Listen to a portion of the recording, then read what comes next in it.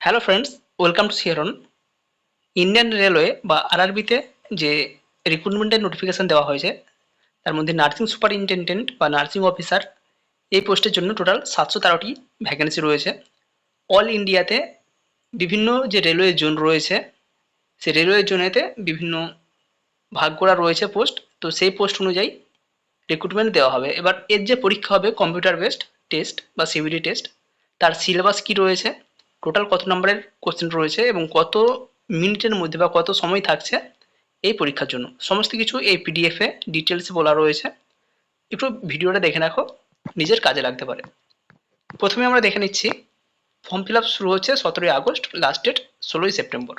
এবার form fill up rectify বা verification বা কেউ যদি ভেরিফাই বা মডিফাই করতে চাও সেক্ষেত্রে টাইম দেওয়া হচ্ছে 17ই সেপ্টেম্বর থেকে 26শে সেপ্টেম্বর পর্যন্ত। এবার সিলেবাস কি রয়েছে আমরা দেখে নেব।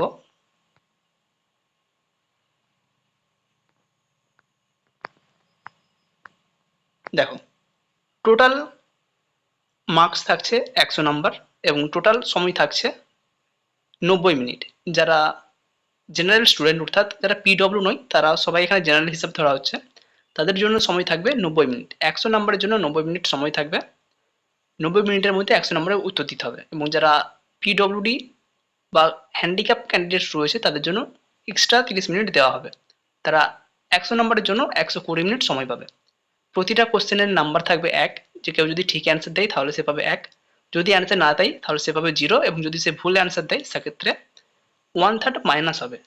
1 নাম্বার যেহেতু কোশ্চেন মার্ক থাকছে, ভুল যদি কেউ অ্যান্সার দেয় 0.333 এই নাম্বার তার মাইনাস হবে প্রতিটা ভুলের জন্য। এই যে 100 নম্বরের কোশ্চেন থাকছে, প্রফেশনাল এবিলিটি অর্থাৎ যে পোস্টের জন্য অ্যাপ্লিকেশন করছে বা যে প্রফেশন থেকে এসেছে সেই রিলেটেড যে কোর্স, সেখান থেকে থাকবে 70 নম্বর। এবং তার প্রফেশন ছাড়া যেটা প্রত্যেকটা ক্যান্ডিডেটের জন্য যে কোনো পোস্টের জন্য অ্যাপ্লিকেশন করুক না কেন তার জন্যও থাকবে 30 নম্বর। যেমন জিএনএম এর ক্ষেত্রে বা নার্সিং সুপারিনটেন্ডেন্টের ক্ষেত্রে জিএনএম বা বিএসসি নার্সিং পাস আউট হতে হবে, সেক্ষেত্রে তাদের জিএনএম এবং বিএসসি থেকে কোশ্চেন আসবে 70 নম্বরের। এবং বাকি general awareness, general arithmetic, intelligence and reasoning এবং জেনারেল সায়েন্স থেকে কোশ্চেন আসবে 30 নম্বরের। প্রতিটা প্রশ্নের মানই কিন্তু একই। এবার সিলেবাস দেখে নাও কি কি পড়তে হবে আমাদেরকে।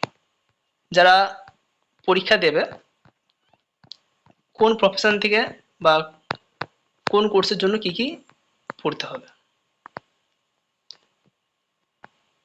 নার্সিং সুপারিনটেন্ডেন্ট যে সমস্ত টপিকগুলো পড়তে হবে: anatomy, physiology, nutrition, biochemistry, nursing foundation, psychology, microbiology, sociology, pharmacology, pathology, genetics, medical and surgical nursing. এখানে কিন্তু জেরিয়াট্রিক রিলেটেড যে সমস্ত প্রবলেম রয়েছে সমস্তটাই পড়তে হবে। Community health nursing, child health nursing, mental health nursing, midwifery and obstetrical nursing, nursing research and statistics, management of nursing services and education. অর্থাৎ কিছুই বাদ নেই। ফার্স্ট ইয়ার থেকে ফোর্থ ইয়ার বা ফার্স্ট ইয়ার থেকে থার্ড ইয়ার পর্যন্ত GNM এর ক্ষেত্রে যে সমস্ত টপিক পড়া হয়েছে প্রতিটা টপিকই পড়তে হবে এবং কিছু কিছু ক্ষেত্রে একটু ডিটেলসও পড়তে হবে। বিএসসি নার্সিংয়ে ফোর্থ ইয়ার পর্যন্ত 4 বছরে জিএনএম এর তুলনায় কিছুটা এক্সট্রা কোর্স রয়েছে, তো সেটাও কিন্তু এখানে কভার করতে হবে। এই হচ্ছে প্রফেশনাল রিলেটেড বা নার্সিং কোর্সের জন্য এই টপিকগুলো পড়তে হবে। এবার নন নার্সিং রিলেটেড যে সাবজেক্টগুলো পড়তে হবে, যেখান থেকে 30 নম্বরের কোশ্চেন আসবে: জেনারেল অ্যারিথমেটিক, এখান থেকে থাকছে number system, BODMAS, decimal, fraction, LCM and HCF, ratio and proportion. প্রতিটা জিনিস এখানে বলে দেওয়া রয়েছে: percentage, mensuration, times and work, time and distance, simple and compound interest, profit and loss, algebra, geometry, trigonometry, elementary statistics, square root, age calculation, calendar and clock, pipes and cistern. প্রতিটা topic থেকেই question আসবে, এর জন্য prepare থাকতে হবে। General intelligence and reasoning থেকেও question থাকছে: analogies, alphabetical and number series, coding and decoding, mathematical operation, relationship, syllogism, jumbling, Venn diagram. প্রতিটা টপিক থেকে কোশ্চেন কিন্তু থাকছেই। আমরা কিছু কিছু কোশ্চেন আলোচনা করব বা সিবিটি টেস্ট কীরকম হয় সেই নিয়ে একটা ভিডিও আলাদাভাবে আমরা নিয়ে আসবো। সিবিটি টেস্ট কীভাবে পরীক্ষা দিতে হয় সেই নিয়ে আমরা আলোচনা করব। এই সমস্ত টপিকগুলো তোমাদেরকে পড়তে হবে যারা ইন্টারেস্টেড রয়েছে বা পরীক্ষা দেবে। নার্সিং রিলেটেড যেমন আমাদেরকে টপিকগুলো পড়তে হচ্ছে, ওখান থেকে 70 নাম্বার। কেউ যদি র্যাঙ্ক করতে চাই তাকে কিন্তু এই যে এখান থেকে 30 নাম্বার রয়েছে নন নার্সিং রিলেটেড, এখান থেকেও মিনিমাম 15 থেকে 20 নাম্বার পেতেই হবে।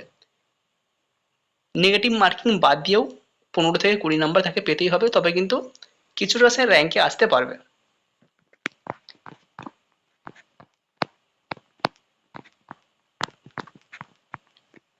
এবার যারা ফর্ম ফিল আপ করবে অবশ্যই তোমরা দেখে নেবে কোন জোন তোমার জন্য বেশি সুবিধাজনক বা কোথায় পোস্ট তুলনামূলক বেশি।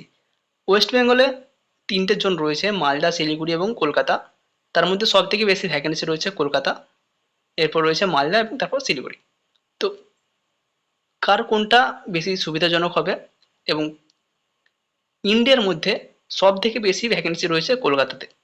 সুতরাং শুধু যে ওয়েস্ট বেঙ্গলের ক্যান্ডিডেট এখানে অ্যাপ্লিকেশন করবে সেটা কিন্তু নয়, ওয়েস্ট বেঙ্গল ছাড়াও নিয়ারেস্ট যে সমস্ত স্টেটগুলো রয়েছে সেখান থেকে বহু সংখ্যক ক্যান্ডিডেট কলকাতাতে অ্যাপ্লিকেশন করবে। সেক্ষেত্রে একটু বুঝে শুনে ফর্ম ফিল আপ করবে। একজন ক্যান্ডিডেট একটা মাত্র জোনেতেই অ্যাপ্লিকেশন করতে পারবে, সে কিন্তু আর অন্য কোনো জোনের জন্য এলিজিবল হবে না। ফর্ম ফিল আপের এখনও ডেট শুরু হয়নি, এখনও প্রায় 1 মাস প্লাস টাইম রয়েছে, একটু ভেবেচিন্তে ফর্ম ফিল আপ করবে।